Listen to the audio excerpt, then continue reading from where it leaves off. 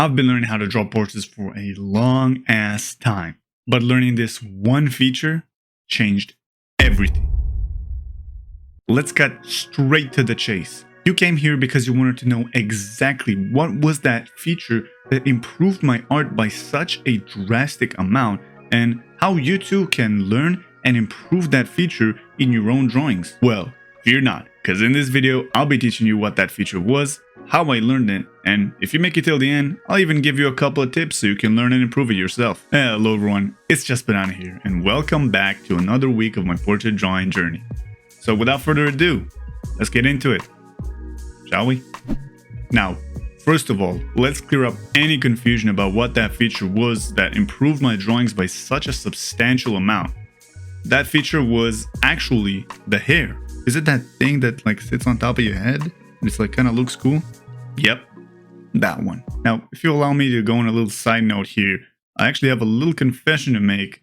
I definitely feel like I had greatly underestimated the importance that the hair has on how people look, just in general and also in drawings as well. It's like really important for a good drawing, and actually before starting this process, I was like completely oblivious to this fact. You might have also experienced this while on your journey as well.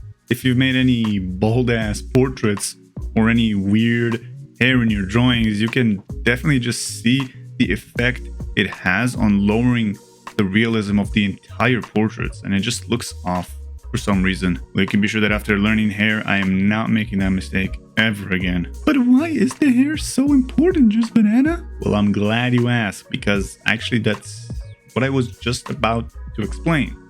Like right now.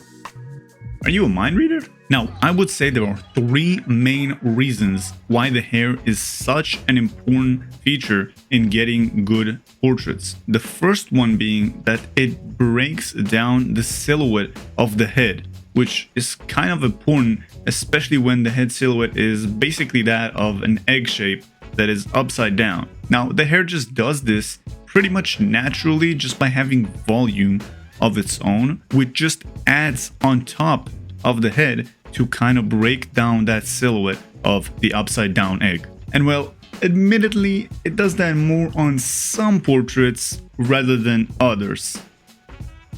Now, the second reason is that the hair helps us create contrast in our portraits. Since the hair is naturally pretty wavy and fluid, if you think about it, the varied shapes and textures that the hair provide directly contrast the soft, consistent skin and other solid features of the head, such as the nose and eyes. Now, the third and final reason why the hair is such an important feature is because it helps us add personality and emotion to each of our individual portraits that we draw. So the way the hair is styled and arranged can actually convey a lot about a person's personality and identity. So for example, if we have wild and unkempt hair, then we can suggest a sense of freedom and exploration, while a more sleek and polished hair can create more of a sense of control and security. Okay, by now you probably must understand that drawing the hair is a pretty important step in drawing a good portrait. But how exactly did I end up learning to draw the hair in a constructed manner? But luckily for me, the Doodle Warriors course has got me covered. There are excellent videos describing in great detail the whole process of drawing hair. Now, the whole hair drawing process revolves around the idea called hair chunks. It's the idea that hair can be broken down into smaller, well, chunks. Now, the Doodle Warriors course does an excellent job at breaking down this whole process into its basic principles, but ultimately, the best way to learn how to draw hair chunks is, well, through practice. But okay, enough about me. You want to know how you can turn the hair that you draw to be a lot more exciting and volumetric as opposed to being boring and flat.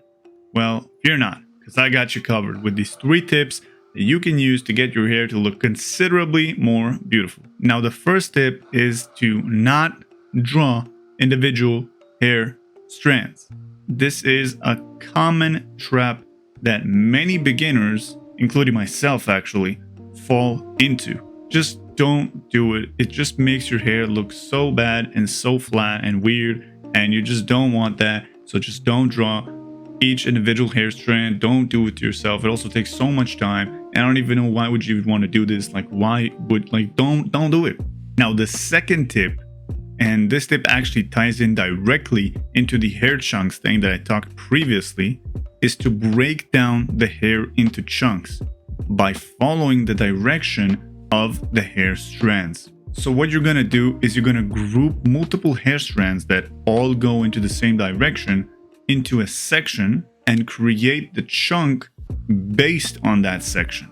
Now, what that's going to do is it's going to, instead of drawing each individual hair strand, you're going to group multiple into the same chunk, and it's going to add a lot more volume to the hair itself rather than drawing each individual hair strand and not having any sort of structure or any sort of volume in your hair. Now, the third and final tip for drawing good hair is to use a goddamn reference. Now, you probably heard everybody and their mom say that you need to use a reference to draw and that it's important and that you need to use it, and like everybody's using reference.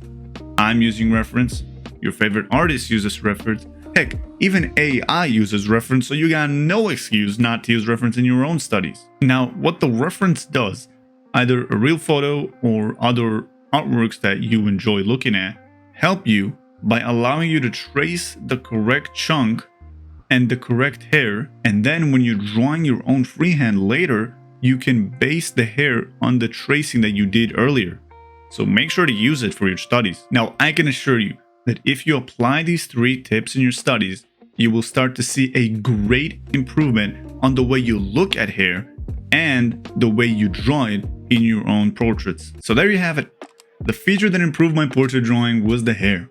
And by breaking it down into chunks, following the direction of the hair strands, and by using reference, you too can learn how to draw in more volumetric and exciting hair in your own portraits. And with all that said and done, now that I covered all the planes of the head, including the hair, what am I gonna do next week? Well, if you're interested to find out what I'll cover in my next part of my journey, make sure to hit that subscribe button and notification bell to be the first one to get notified when I release my next video. Or well, if it's already out, it'll be out on your screen right now, so make sure to check it out. And as always, thank you for joining me on this journey. Truly appreciate your support, and see you all next week. Peace.